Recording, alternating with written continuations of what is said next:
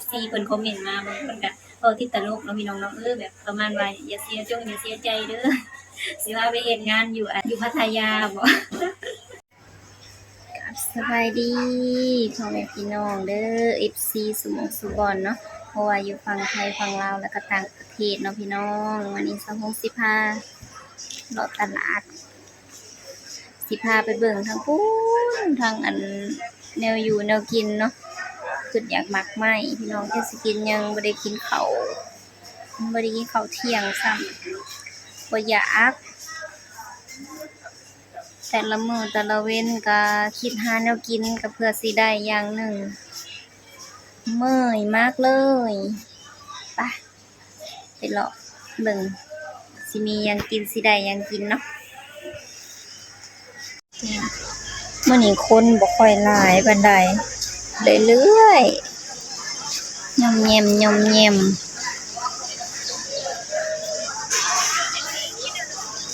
ผู้เจ้าขายก็จักไปทางใดมักใหม่หลายส่วงนี้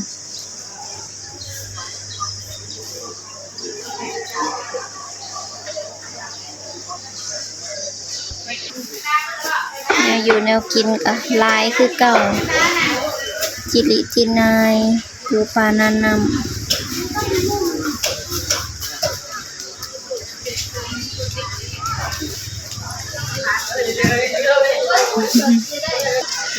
มาเลือกเอามักเนาะ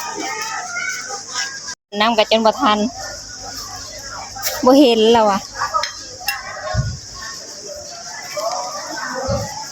เลือกมาเงาะพี่น้องหมากอันนี้โลเท่าไรนี่หมากอันนี้มังกรโลละ20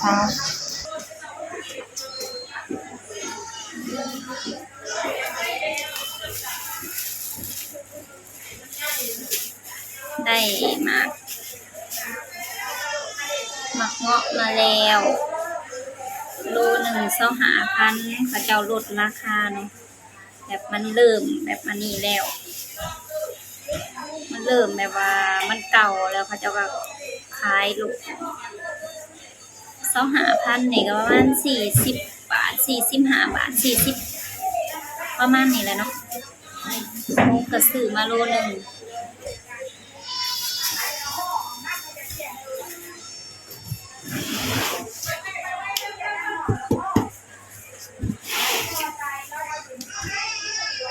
มาพี่น้องมากินหมากเงาะทำกัน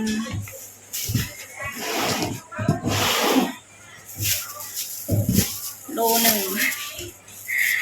ลายเต๋อน้องกินผู้เดียว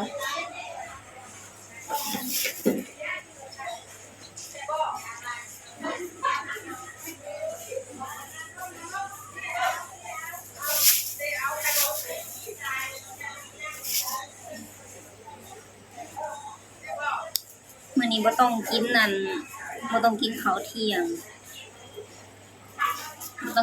เนาะกินมะเงาะแทนกินหมากไม้แทนแล้วก็แล้วตอนนี้ก็เป็นเวลาบ่ายโมงบ่ายสองแล้ว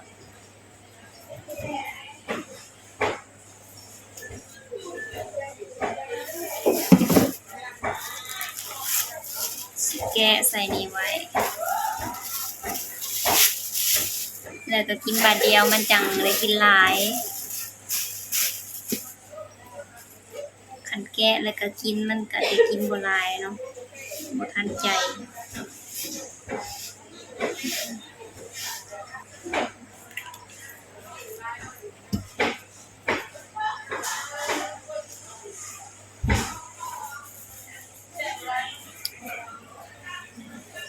ทางอื่นบ่ฮู้ว่าฝนตกบ่แต่ว่าทางนี้นะครึ้มๆคือเก่าเนาะคือฝนสิตกนี่แหละแต่กันมื้อนี้นะยังบ่ได้ตกอันนี้นะ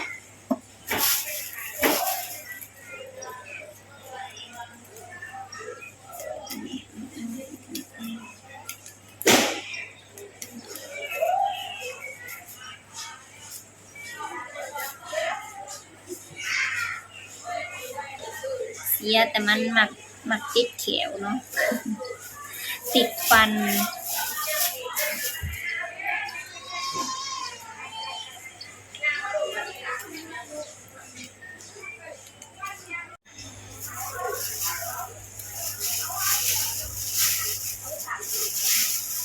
แกะได้หลายเติบแกะใส่นี่เอาเนาะบัดนี้ก็กินอย่างเดียวเบิ่ง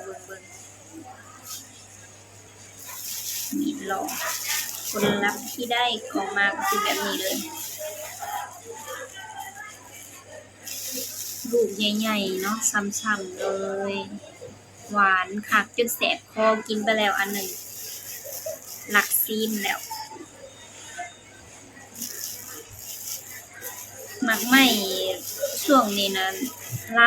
ลายแห้งแล้วก็แบบอันหวานพร้อมผู้ใดที่แบบว่ามักแบบเป็นหวัดง่ายบ่แบบเจ็บคออย่างประมาณนี้เนาะบ่แนะนำให้กินเนาะเพราะว่าอันนี้กินหน่อยเดียวนี่ก็แสบคอแล้วแหบคอแล้วเนาะเพราะว่ามันหวานหมักไหม้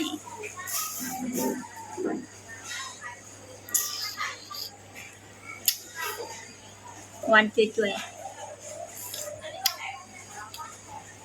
สวงคนหนึ่งที่แบบว่าเวลาสิกินหยังก็ต้องดมเบิ่งก่อน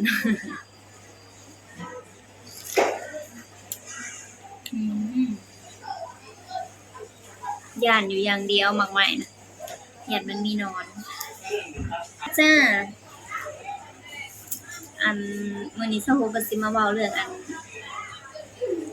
คอมเมนต์เนาะพี่น้องเนาะหลังจากที่แบบว่ามีดราม่าไปแล้วเนาะอธิบายไปแล้วแต่บางคนก็เข้าใจบางคนก็บ่เข้าใจนะเนาะบางคนก็เบิ่งบ่จบคลิปกดข้ามก็เลยบ่เข้าใจเนาะพี่น้องเนาะแล้วอันหลังจากที่ลงคลิปไปแล้ว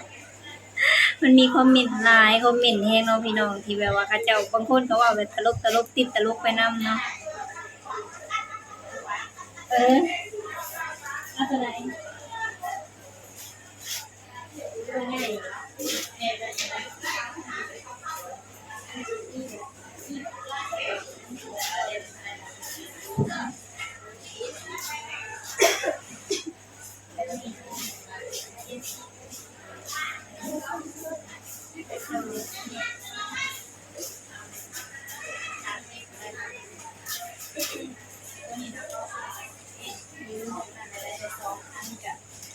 เอาอัน32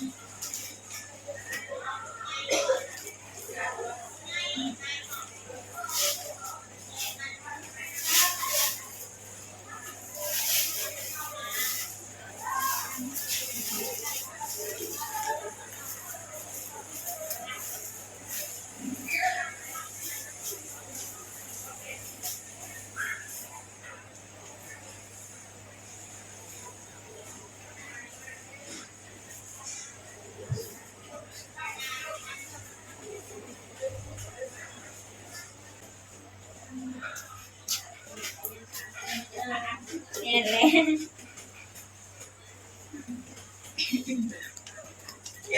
เจ้าของเฮาซั่นเนาะพี่น้องเนาะเรื่องนี้พากันมาเอิ้นก็ลืมไปทายของว่าสิมาเว้าแล้วก็ลืมแล้วจะแม่นเว้าอิหยังไปฮอดไสแล้วอันเว้าเรื่องคอมเมนต์เนาะคอมเมนต์ที่ว่า FC เพิ่นคอมเมนต์มาบางคนก็เว้าติดตลกเนาะพี่น้องเนาะแบบประมาณว่าอย่าเสียใจเด้อสิว่าไปเฮ็ดงานอยู่อันอิหยังก็สิว่าไปทำงานอยู่อิหยังก็อันอยู่อิหยังบ่อนที่อันมันคือชื่อหยังอยู่พัทยาบ่โอ้ยอายแล้วก็จะแม่นเว้าอันคือตาหัวเนาะพี่น้องเราพิมพ์มาแล้วก็เฮ็ดใส่สติกเกอร์หัวอีกเด้บางคนก็เนาะก็ส่วนหลายก็สิเป็นคอมเมนต์แบบไปในทางที่ดีนั่นแหละเนาะพี่น้องแบบว่าให้กำลังใจแล้วก็เว้าหยอกเว้าหัวอันนี้ล่ะเขาเจ้าเอิ้นว่าแบบว่าสร้างสรรค์เนาะความคอมเมนต์แบบสร้างสรรค์คือแบบอันเฮ็ดคลิปให้เบิ่งก็เบิ่งด้วยความบันเทิงเบิ่งด้วยความที่แบบว่าบ่ต้องไปคิดยากอิหยังนำเขาบางคนแฮ่งเนาะพี่น้องแฮ่งอันสิมี อันนี้เว้าแล้วก็แล้วเนาะสาวงก็บ่ได้ว่าสิอันนั้นเนาะแค่เว้าให้ฟังซื่อๆบางคนเขาเจ้าก็บ่ได้เห็นนำเฮาบางคนบอกเราบอกว่าอิหยังก็เว้ามาเลยว่าประมาณว่าอันบอกมาเลยสิจังใดนะอยากด่าว่าซั่นพิมพ์มาจังซี่เลยนะพี่น้องสาวงเข้าไปอ่านแล้วป๊าดคนอิหยังคือเป็นแนวนี้บ่เคยเห็นเนาะสาวงก็หั้นก็สิเคยเห็นนี่แหละอยากด่าว่าซั่นใช้คำว่าอยากด่าแบบบ่ต้องอ้อมเลยคือแบบ นับถือน้ำใจเราแห้งเราสุดยอดยกโป้ให้เลยเด้อเราใส่คำแบบอันตรงๆเนาะเราก็สุดยอดไปเลยยกโป้ให้เราไปเลยก็ถือว่าเราก็แม่นเติบเนาะที่ยอมรับว่าสร้างสวงเนาะแบบสร้างออกหน้าออกตาเลยก็บ่เป็นหยังเนาะก็ขอขอบใจเด้อที่เขามาเบิ่งที่เขามาเม่นอ่าสลายก็สิเป็นอันพลังงานบวกหลายกว่าเนาะให้กำลังใจหลายกว่าก็ ขอขอบคุณหลายๆ แล้วก็สวงกสิมาอันขอบคุณ FC อะไรพี่น้องที่แบบว่าอ่าก่อนอันนี้ก็เป็นวันเกิดอ้ายเพิ่นเนาะวันเกิดอ้ายพามแล้วก็มีคำอวยพรหลายๆผู้หลายๆคนมาอวยพรให้ทุกๆคนนั่นแหละเนาะป้าลุงทางไลน์ FC ทางไลน์ก็ขอขอบคุณหลายๆเด้อที่มาอวยพรให้ขอให้สิ่งที่ FC เนาะป้าลุงทางไลน์ทั้งหมดทั้งมวลทุกคนนั่นแหละเนาะบอกก็สับสนแล้วพี่น้องลิ้นพันกันอวยพรมาแบบใดเนาะอันอวยพรให้พอแต่สิ่งดีๆก็ขอให้กลับไปหาผู้ที่อวยพรก็มีแต่ความสุขความเจริญเช่นกันเนาะพี่น้องเนาะสุขภาพแข็งแรงสูงแต่สิมาเว้าซ้ำนี่แหละพี่น้องสิมาขอบคุณ FC เนาะที่เพิ่นสำหรับผู้ที่อวยพรให้อ้ายปานเนาะอวยพรให้แบบทั้งสองคนเนาะแหละเนาะพี่น้องส่วนหลายก็เจ้าก็เว้ารวมทั้งสองเด้อให้สาวงกับอ้ายปานรักกันตลอดไปอย่างประมาณนี้นะเนาะสาวงก็ดีใจเขาไปเบิ่งแล้วก็ดีใจเนาะพี่น้องอันนี้เว้าในมุมที่แบบว่าเขาเจ้าหวังดีกับเฮาก็เขาเจ้าดีมาเฮาก็ดีกลับเนาะพี่น้องสำหรับที่ผู้ใดที่บ่ดีกับเฮาก็บ่ควรเข้า บ่ต้องเอาตัวเองเข้าไปอยู่ในจุดๆนั้นเนาะปล่อยปละละเลยไปแล้วก็แล้วแต่ถ้าสมมุติว่ามันเกินไปเนาะพี่น้องมันเกินไปอันนี้ก็คือเขาเจ้าก็ด่าเว้าเรื่องด่าเว้าเรื่องดราม่าเว้าใส่ก็มีอยู่แต่ก็บ่ถึงกับว่าร้ายแรงสำหรับผู้อื่นก็ถึงกับว่าแรงเติบนั่นแหละพี่น้องแต่สำหรับสวงบ่อยากถือสาเนาะก็เป็นอันที่แบบว่าอันเล็กน้อยแต่ถ้าคันสมมุติว่ามันหลายกว่านี้มันหลายเทื่อหลายทีหลายคนเฮามันก็มีขีดจำกัดเนาะพี่น้องมีความอดทน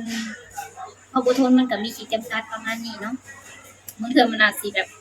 ระเบิดขึ้นมาก็มีโอ้อันนี้ก็เว้าหยอกพี่น้องอย่าถือสาเนาะบางเทื่อสาวกก็อาจสิจริงจังไปหลายๆอย่างหลายๆแนวเนาะแต่ก็พยายามปล่อยวางหลายๆสิ่งหลายๆอย่างเนาะพยายามแบบปล่อยวางบ่อยากแบบยึดติดกับมันหลาย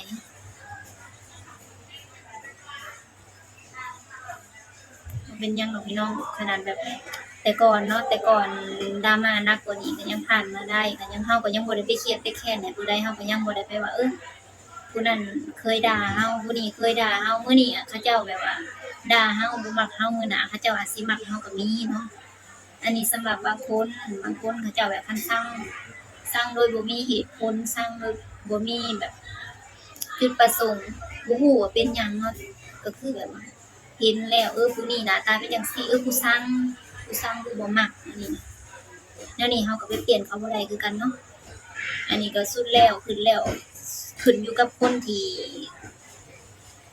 สิแบบว่าสั่งเรามักเราเฮ็ดอยากเฮ็ดแบบใดก็เฮ็ดโลดพี่น้องอยากแบบว่าอยากสั่งก็สั่งต่อไปอยากฮักก็ฮักอันนี้ก็ขอบคุณหลายๆเนาะที่ฮักเราแต่ผู้ที่สั่งก็บ่เป็นหยังเนาะสั่งได้สั่งโลดอันนั้นมันขึ้นอยู่กับอันความพอใจของแต่ละคนบางคนเขาก็มักบางคนเขาก็บ่มักแล้วแต่ความพึงพอใจของแต่ละคนเนาะเราสิไปตัดสินเขาเจ้าเราสิไปบอกเขาเจ้าอย่ามาสั่งข้อยเด้อมักข้อยได้ต้องมักข้อยอย่างเดียวข้อยเฮ็ดหยังข้อยเฮ็ดผิดข้อยเฮ็ดถูกอิหยังก็ต้องมักข้อยสนับสนุนข้อยอันนี้ก็บ่แม่นเราสิไปบอกได้ดีก็บ่ได้เนาะพี่น้องเนาะอันนี้แล้วแต่ความพึงพอใจของแต่ละคนซะเอาเป็นแบบนี้เนาะแล้วก็มีหยังแหน่ ส สะโพกกับบ่ฮู้ว่าเป็นหยังเนาะส่วนหลายคันสิเว้าหยังไปก็มีแต่ดราม่าคนก็มักดราม่าอันนั้นก็บ่เคลียร์อันนี้ก็บ่เคลียร์ถามว่าชัดเจนบ่ก็ชัดเจนเบิดทุกอย่างสะโพกบ่ได้เว้าคลุมเครือ ก็คือที่ผ่านมาหั่นแหละคันเบิ่งจบคลิปก็สิเข้าใจเนาะว่าความหมายมันเป็นจั่งใดจุดประสงค์คืออิหยังก็สิเข้าใจประมาณนั้นสิ่งที่อยากเว้าในมื้อนี้ก็เบิดส่ำนี้ล่ะพี่น้องมีเพียงส่ำนี้เนาะมาขอบคุณ FC ทุกๆท่านนั่นแหละที่อวยพรทุกคำอวยพรเนาะก็สำหรับคลิปนี้ก็ขอจบไปเพียงส่ำนี้เด้อฝากกดไลค์กดแชร์ติดตามส่องสะหงในเด้อพี่น้องเอ้ยฮู้ว่ามีคนหักหลายกว่าคนสร้างส่ำนี้ก็สู้ละสู้สุดใจละ สำหรับคลิปนี้ก็ขอลาไปเพียงส่ำนี้เนาะ